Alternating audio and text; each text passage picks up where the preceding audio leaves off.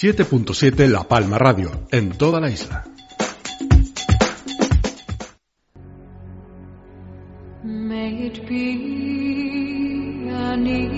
Aquí comienza Mariposa, un espacio dedicado a nuestro bienestar y salud. Un programa de salud mental La Palma dirigido por Maripaz Magdalena. Mariposa, comenzamos.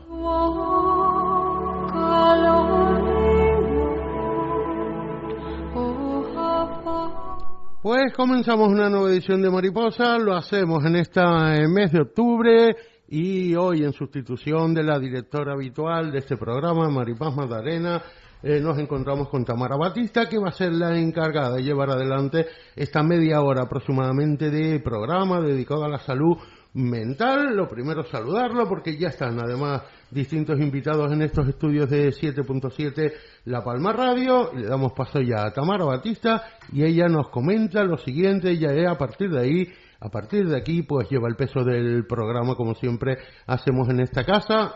Tamara, buenos días. Buenos días. Y adelante con el programa. Muchas gracias. Buenos días, pues nos encontramos hoy aquí en 7.7 La Palma, una vez más. Muchas gracias por la invitación también y poder dar lugar a este programa Mariposa una vez más.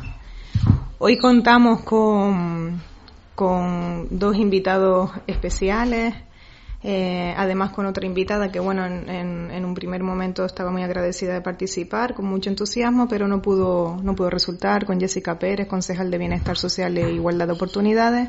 Y ahora mismo contamos con Luis Enrique Vidal, de Psiquiatría desde el hospital, que ahora él un poco de manera más detallada nos especificará. Y contamos con Jesús Alberto Nuño, más conocido como Suso, profesor docente de IES Alonso Pérez Díaz en Santa Cruz de La Palma. ¿Por qué esta variedad de invitados? Bueno, al final la salud mental abarca todos los ámbitos de nuestra vida, todas las esferas, y es totalmente oportuno invitar a todos desde un enfoque, una perspectiva distinta de lo que es la salud mental de una persona.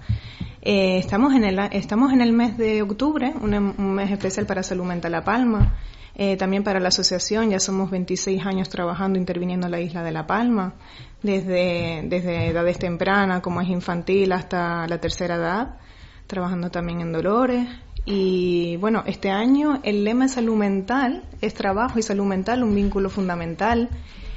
Queremos abordar los diferentes enfoques de los invitados un poco alrededor de lo que es este lema, que bueno, tenemos a su invitado que está al final con la parte más joven de la sociedad, pero previa a entrar en el mercado laboral. Entonces está ahí, ¿no? Está a las puertas y tiene un contacto con lo que es el mundo laboral, y por lo tanto hay que empezar a hablar de ello. Es importante invitarlo, por eso lo hemos tenido en consideración, además de Luis Enrique Vidal, desde su labor en psiquiatría en el hospital, que nos va a dar otro enfoque de intervenciones de personas tanto con patología como sin patología, en el acompañamiento, en el trato con la persona y también en la parte preventiva. Entonces, bueno, voy a dar paso a Luis Enrique para que él un poco pues pueda especificar su intervención directa en consulta, qué valor le da la actuación preventiva desde edades tempranas hasta los adultos, y así como pues el acompañamiento a los usuarios, pues como hemos dicho, con la patología o sin patología, que aquí también entraría también las personas familiares o personas cercanas que acompañan al paciente, fundamental, porque que hay una carga potente y un impacto directo en lo que es la convivencia en la casa y la mejora de ese paciente, ¿no? No todo es la medicina, no todo es el profesional y cuando acudes a consulta, que es un momento determinado y a modo de seguimiento, y son los profesionales que conocen, pero luego el impacto real está en el día a día de esa persona y lo que podemos aportar las personas que estamos alrededor. Entonces, bueno, Luis Enrique Vidal, te doy paso para que puedas compartirnos un poco. Muchas gracias. Muchas gracias, Tamara, y gracias también a Suso, gracias a la asociación por permitirme este espacio para poderme comunicar con la población, y gracias a los radio oyentes por dejarnos también entrar en sus casas, porque hoy vamos a hablar de un tema muy importante, que es la prevención en salud mental. Yo primero quiero hacer una reflexión. Todos, de alguna manera, conocemos a un enfermo mental. Lo hemos tenido en la familia, en el vecindario, un amigo, nosotros mismos. Es decir, que sabemos y hemos convivido con la enfermedad mental. Pero hay un problema, es decir, que no lo queremos aceptar. Es decir, nos cuesta aceptar la enfermedad mental, nos cuesta aceptar tener los síntomas, nos cuesta aceptar que el familiar tenga los síntomas. Y eso es estigma. Desgraciadamente se llama estigma. Y entonces mi primera reflexión va en relación a esto. Es decir, las enfermedades mentales tenemos que saber que son enfermedades que son comunes, como una gripe, pero son muy comunes. Que son enfermedades crónicas, la mayoría de ellas se van a padecer toda la vida, como una diabetes o una hipertensión arterial, y tienen un problema sobreañadido, y aquí es donde radica el estigma: son discapacitantes. Al ser discapacitantes, eso es lo que más miedo nos da. Y entonces pues intentamos mirar a otro lado, banalizarlo, y eso es lo que nos genera el mayor problema que tenemos ahora mismo en cuanto a la salud mental. Antes de hablar de prevención y de estigma, me gustaría situar a los radioyentes en qué tenemos en la isla de La Palma, es decir, con qué recursos contamos, porque para poder hablar sobre esto y que la población pueda opinar, tiene que saber qué le ofrece el Servicio Canario de Salud. Y ahora mismo tenemos una red que incluye 2 unidades de salud mental, una unidad en la zona de los Llanos Aridanes y una unidad en la Breña, que se llama Santa Cruz de La Palma, pero por temas de espacio está en las consultas externas del hospital universitario. Tenemos 3 centros de rehabilitación psicosocial. Habían 2 hasta el mes de agosto, que se abrió un tercero en Los Sauces, es decir, tenemos Sauces, Breña Baja y Los Llanos de Aridanes. Tenemos un piso tutelado con 6 plazas en Los Llanos de Aridanes, que no está funcionando en la actualidad y estamos intentando rehabilitarlo en el menor tiempo posible. Tenemos una mini residencia con 20 plazas que está en la Breña, que es Villa Flora, y tenemos 20 plazas de atención domiciliaria. Es decir, esos son los recursos con los cuales cuenta la isla ahora mismo, que parecen muchos, pero son muy pocos. Es decir, comparado con la demanda que tenemos en estos momentos, son pocos. Y esos recursos se atienden fundamentalmente con el año pasado. Vamos a usar datos del año pasado, de los servicios centrales del Servicio Canario de Salud. Por ejemplo, en la isla de La Palma se atendieron en las unidades de salud mental 3.948 pacientes en el 2023. De ellos, casi 500 eran trastornos mentales graves. Así que es una capítulo importante. Y atendido por este personal que te decía: 3 psicólogos, 4 psiquiatras, una trabajadora social y 2 enfermeros. Es decir, son pocos recursos. Afortunadamente este año hemos incorporado 2 psiquiatras más, es decir, y un psicólogo, con lo cual agradecemos mucho el esfuerzo que hace la dirección del Hospital Universitario de La Palma y la gerencia del Servicio Canario de Salud, porque es verdad que sí están muy al día intentando suplirnos o buscarnos personal para cumplir estas plantillas, porque evidentemente la población tiene que saber que los médicos y los psicólogos y los enfermeros estamos haciendo un esfuerzo extra, pero no llegamos, no somos capaces de llegar, y tenemos que decirlo. Es decir, yo creo que en el Día de Salud Mental tenemos que ir con la verdad por delante. Es decir, todavía no somos capaces de dar el servicio de excelencia que queremos dar, pero lo vamos a lograr, ¿vale? Entonces, dicho esto, hablemos de un poco de prevención. Es decir, nosotros cuando pensamos en la prevención, primero tenemos un referente, que es el Plan de Salud Mental de Canarias 2019-2023. ¿Vale? En este Plan de Salud Mental de Canarias hay varias líneas estratégicas o líneas de acción. Hay una específica que es para la prevención, y esta línea se divide en 2. Primero, la prevención dentro del propio ámbito sanitario, porque aunque creamos que no, es decir, empezamos por ahí, porque al margen del personal que trabaja en las unidades de salud mental y en todo lo que tiene que ver con psiquiatría, el resto de personal pues carece de formación especializada, no tienen los detalles específicos de las enfermedades, los síntomas, de las evoluciones, de las intríngulis, diríamos, de las relaciones con los pacientes, familia, sociedad, y todo esto de cualquier manera dificulta. Así, el desconocimiento sobre los aspectos importantes de un enfermo mental para otro médico dificulta mucho la valoración integral. Entonces estamos trabajando en esto. Si necesitamos que la valoración del enfermo mental sea integral y sea completa, y eso incluye el conocimiento de otros especialistas de las enfermedades mentales.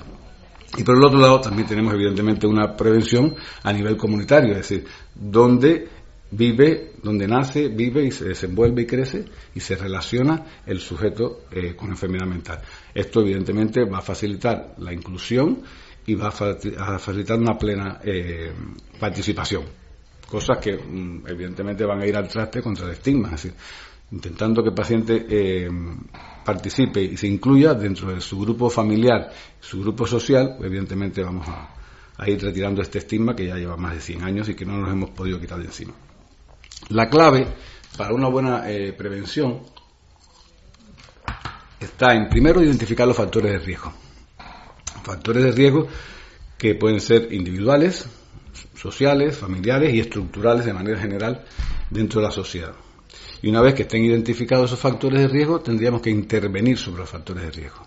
Y la intervención tiene dos vías. Tiene la vía de la disminución lógica de esos factores que hemos visto, a través de fomentar la resiliencia, por ejemplo, en el paciente. Es muy importante la autoestima, es decir, que él pueda ir ganando en confianza para poder avanzar en cuanto a su tratamiento.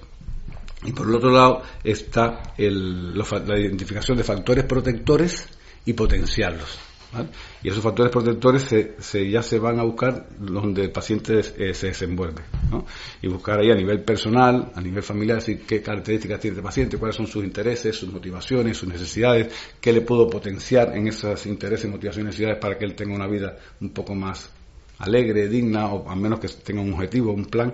Y esos factores sí van a ayudar mucho. Eso en el paciente, pues en la familia también un poco más, comunicación. Y hablabas de acompañamiento, y aquí la familia tiene un papel importante, es decir, en cuanto a poder no solo acompañar al paciente, sino facilitarle información, facilitarle el acceso a los recursos, porque muchas veces el paciente no sabe. Por eso dijimos cuántas unidades teníamos, es decir, estos datos al inicio, porque el paciente necesita información para acceder al recurso. Porque lo primero que queremos es no acceder o no querer, ¿no? Y entonces en eso el acompañamiento es fundamental, pero no solo el acompañamiento de la familia, de los amigos, de los vecinos, de los centros escolares, de las asociaciones afines a la salud mental, que juegan un papel importante en este tipo de acompañamiento.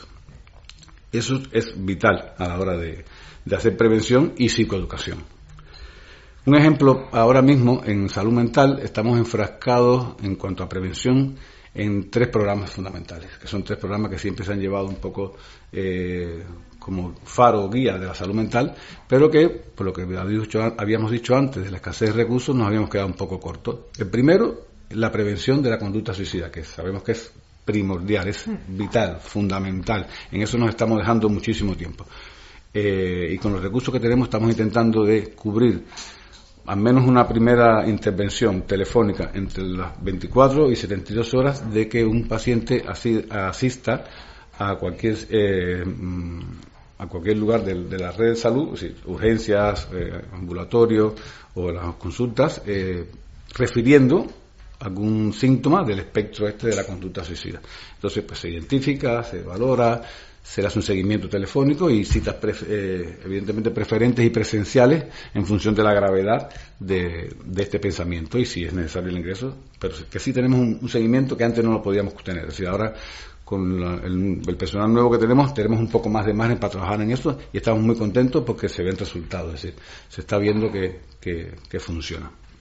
Otro programa que tenemos, que estamos desarrollando, y es de forma preventiva también, ya desde especializada, son los primeros episodios psicóticos, es decir, todo lo que tiene que ver con la psicoeducación, es decir, enseñarle al paciente en qué consiste la enfermedad, los síntomas, los pródromos, para poder identificar a la familia, explicarle en qué consiste la enfermedad, qué se espera del paciente o qué va a suceder con el paciente en los próximos meses y cómo poder ayudarle, sobre todo, para fomentar la crítica de la enfermedad, es decir, que el paciente acepte que tiene un problema, llámese depresión o llámese trastorno bipolar, y que entienda la necesidad que tiene de tomar el tratamiento. Y eso también es un programa de prevención importante, a un nivel secundario, pero sí.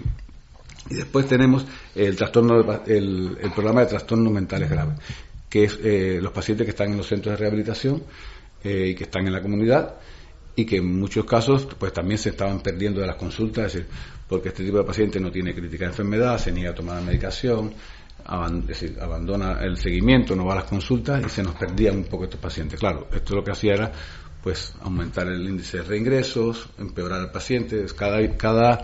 Cada recaída en el paciente es nefasta porque se empeora la probabilidad de que el paciente se deteriore más. Si llegará un momento en un esquizofrénico que, según la cantidad de brote que vaya a tener, pues evidentemente el deterioro es brutal y eso va a mellarle, es como un disparo en la línea de flotación de su posibilidad de reinsertarse en la sociedad. Esos 3 programas son los que te digo que estamos desarrollando ahora mismo con más ojos puestos sobre ellos. Y entonces, para intentar que esto funcione, estamos de salud mental haciendo algunas actividades. Primero, los programas de intervención psicosocial, a nivel primario, a nivel secundario y a nivel terciario. Es decir, estamos intentando, porque no solo depende de los psiquiatras, es decir, también de los trabajadores sociales, y no solo el trabajador social del hospital, que solo contamos con uno, también estamos hablando del trabajador social de los municipios. Casi todos los municipios tienen un trabajo social en función de para este tipo de tareas también, entre otras muchas que tienen, evidentemente. Estamos ahora mismo desarrollando y revisando los programas de rehabilitación generales y los individuales, es decir, tener un programa de trabajo con cada paciente de forma individual para poder ver realmente qué necesita y cómo lo reincorporamos y cómo lo ayudamos. Y ahí entra el lema de este año, me parece genial, trabajo y salud mental. Una de las cosas que estamos intentando a través de los ayuntamientos y la coordinación con ellos es conseguir trabajo para el tema de los pacientes en salud mental. Otra de las cosas que estamos haciendo son los programas de apoyo domiciliario, si nos estamos intentando trasladar al domicilio cuando el paciente no viene para ver realmente qué es lo que está pasando con él, implicando y haciendo partícipe a los familiares y, como había dicho, también a las asociaciones afines para que nos ayuden en esto. Y lo que queremos, y con esto termino, es fomentar la integración para poder reducir el estigma. Y empecé hablando justamente de estigma y quiero terminar hablando de estigma. Es decir, si no logramos esa integración, el estigma se queda y el enfermo siempre va a estar sin reintegrarse. Es decir, lo que necesitamos o lo que nosotros queremos es que el paciente con enfermedad mental pueda vivir, y no solo vivir, sino ser aceptado como un miembro más de la sociedad. Yo creo que eso nos ayudaría mucho. Muchas gracias, Luis. Me daba pena interrumpirte, la verdad, porque sí que has estructurado bastante bien la información con lo bastante amplia que es y supone para abarcarla de la manera lo más correcta posible. Pero me he quedado con algunas cositas que sí me gustaría resaltar antes de darle paso a Suso, porque efectivamente cuando la demanda es mayor y los recursos son menores, aquí nos encontramos con la situación de que Salud Mental La Palma, desde la asociación, nosotros tenemos muchas veces que intervenir para que en ese proceso en el que se solicita un recurso y se puede asistir, se puede hacer uso de él, el usuario necesita un acompañamiento. Aquí nosotros sí que intervenimos y muchas veces el usuario no se percata de lo beneficioso que puede llegar a ser en cuanto a adquisición de habilidades sociales y también a modo de respiro, tanto para la familia como para el paciente, para el usuario, el asistir a estos recursos de psicoeducativo, como tenemos ahora mismo el nuevo en los sauces. Es bastante interesante.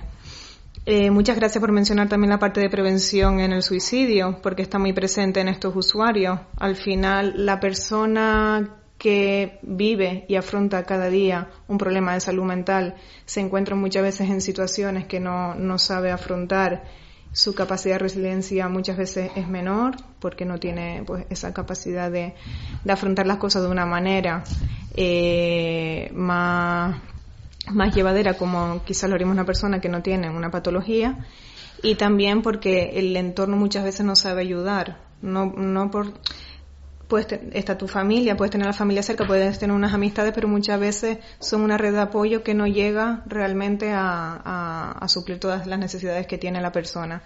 Suso, estamos aquí pensando también en las personas jóvenes y cómo podemos desde los centros educativos, desde los IES, abarcar toda esta problemática de lo que es la salud mental.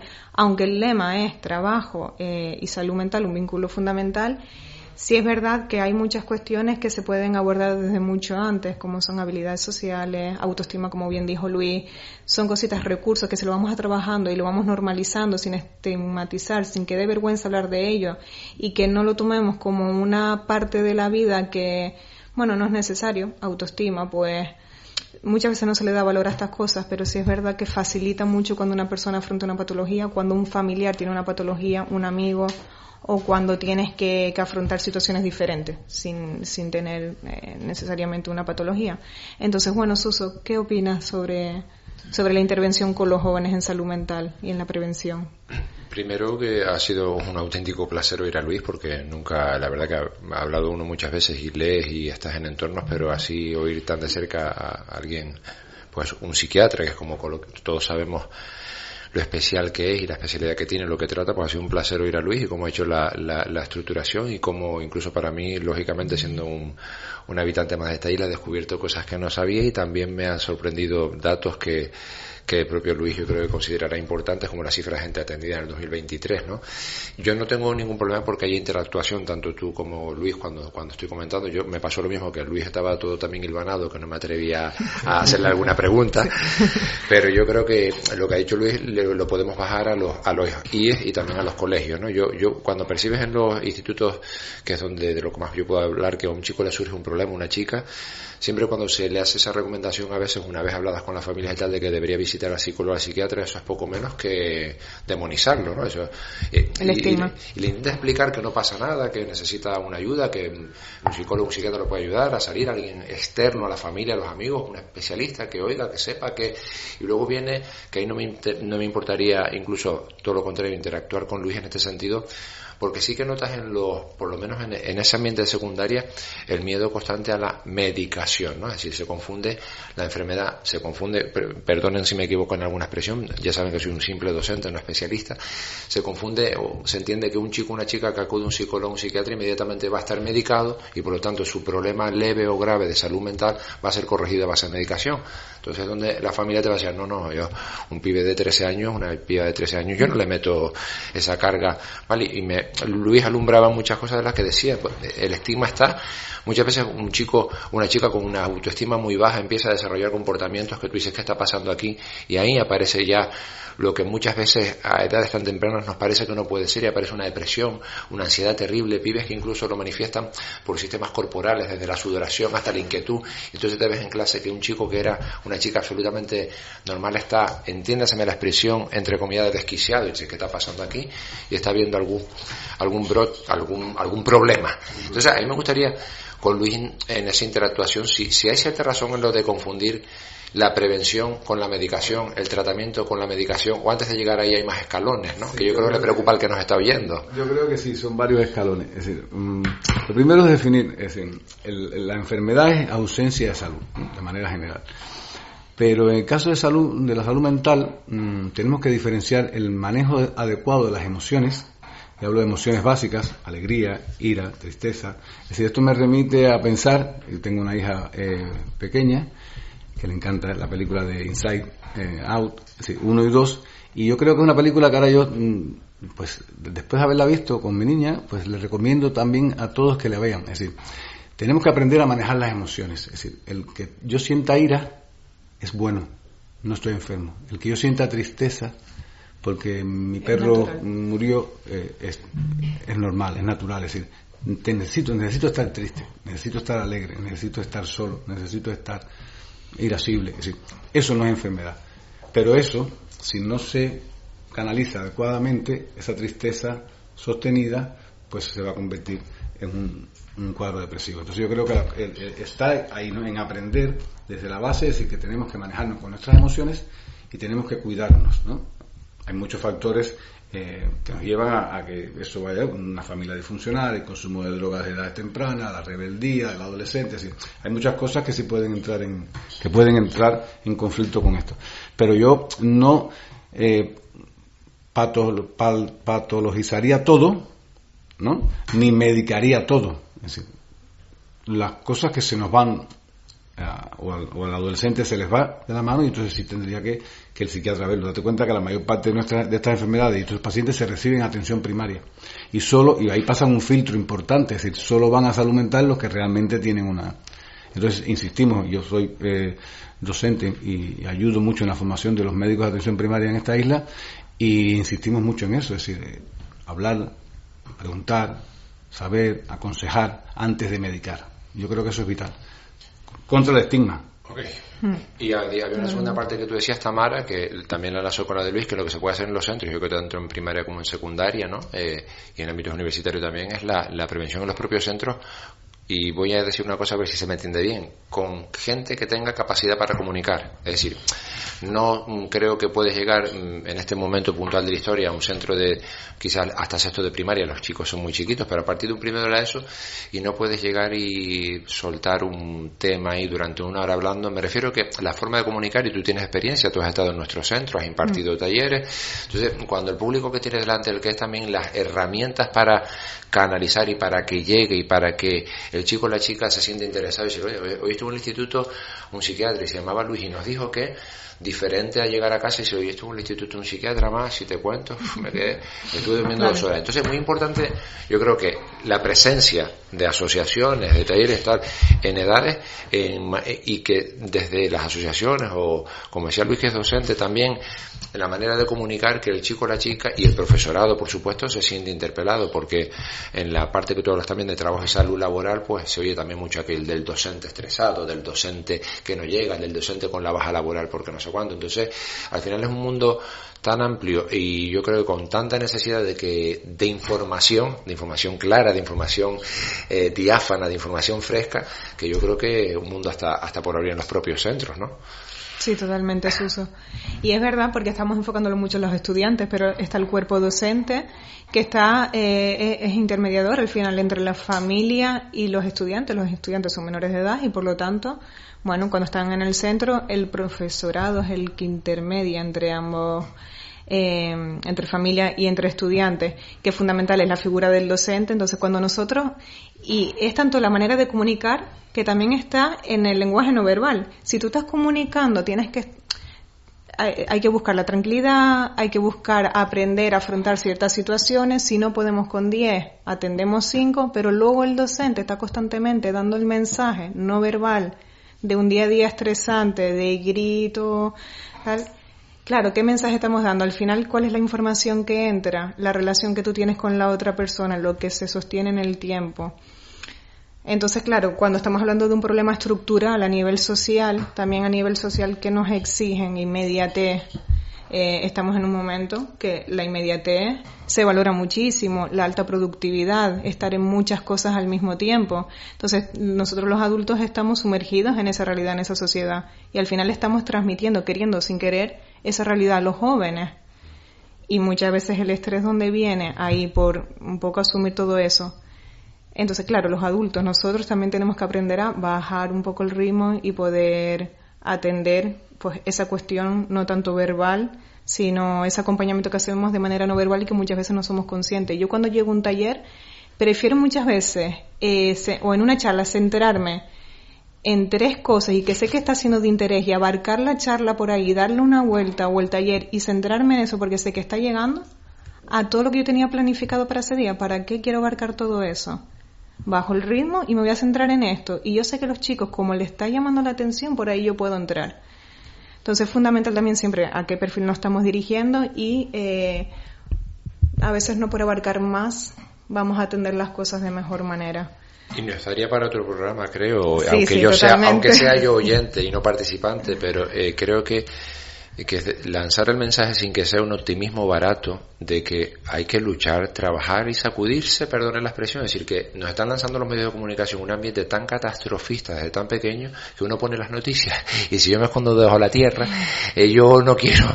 Entonces, creo que también, es decir, que la vida de todas las épocas de la historia de la humanidad han tenido momentos difíciles, momentos complicados y que, bueno, y que, no sé, que sin que sea, repito, un optimismo barato ni nada de eso, que la lucha, no sé si me explico, ¿no? Que, bueno, que el esfuerzo, el sacrificio, claro, el intento por salir adelante, hasta supongo, ¿no? Que si metiéndome en camisa de once varas, que muchas veces el paciente, Luis también, como tú decías antes, cuando tiene algo que le estimula, también mejora su enfermedad, ¿no? Evidentemente.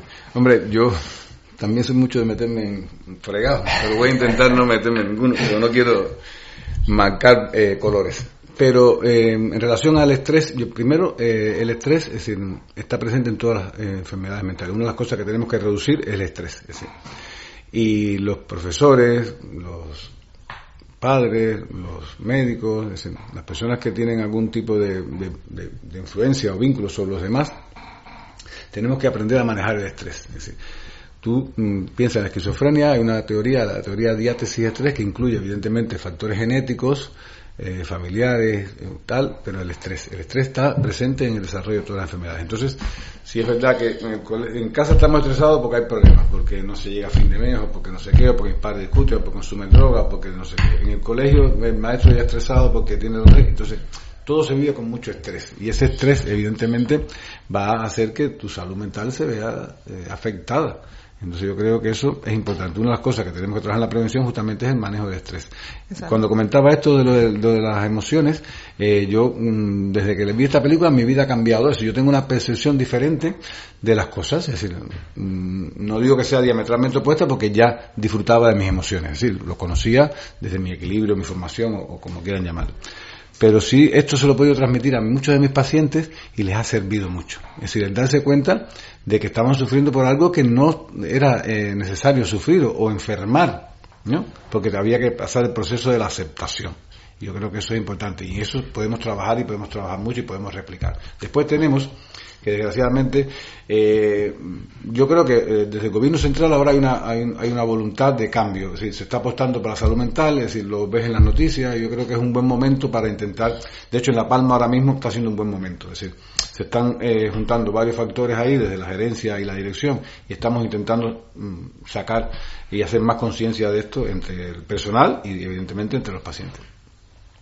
Pero todavía queda muy lejos, sobre todo porque después te encuentras, y lo he visto lamentablemente, medios de comunicación y personas que hablan en la radio que son pues acusadores directos de la salud mental. Es decir, si hay un paciente que se suicida, pues directamente van a hacer leña del árbol caído. Es decir, si hay un paciente que no se ha ingresado o si hay un paciente que si se mandó a casa y no se mandó, es decir, al primer error que pueda haber, y muchas veces no son errores, y son protocolos que se cumplen y que se siguen, se hace un poco de sangre de la salud mental y de los que trabajan en salud mental. Y a mí me parece lo más injusto. Y eso lo que hace es darle comida al estigma. Es decir, tú hablar mal de los propios médicos que son los que te salvan la vida, los que cuidan de ti, eso evidentemente no ayuda. Y eso pasa mucho y a mí me duele mucho que esas cosas pasen.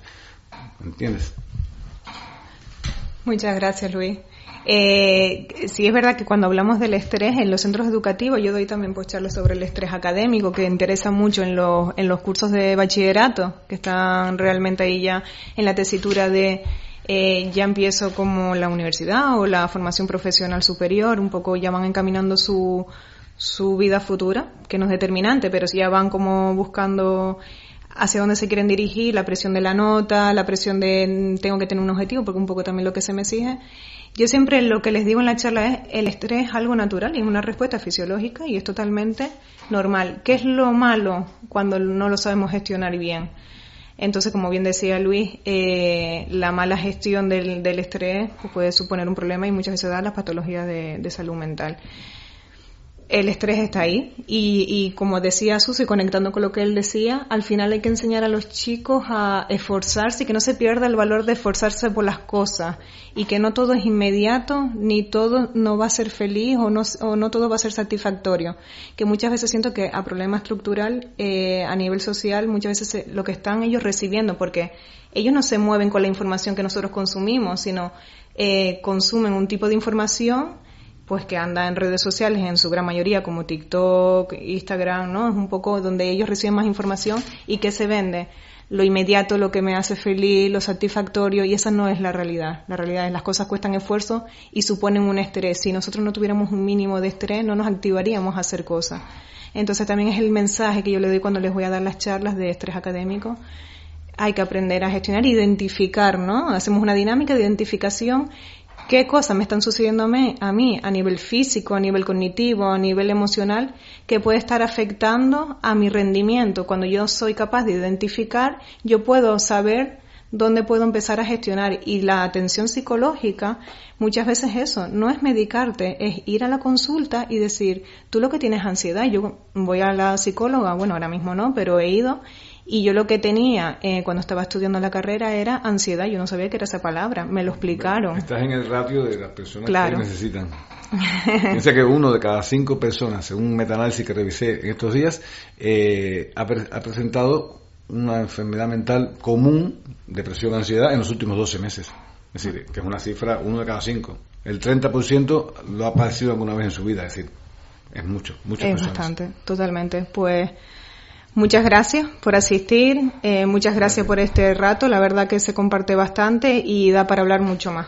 Así que muchas gracias a 7.7 La Palma por dar un día más cabida a este programa. Muchísimas gracias.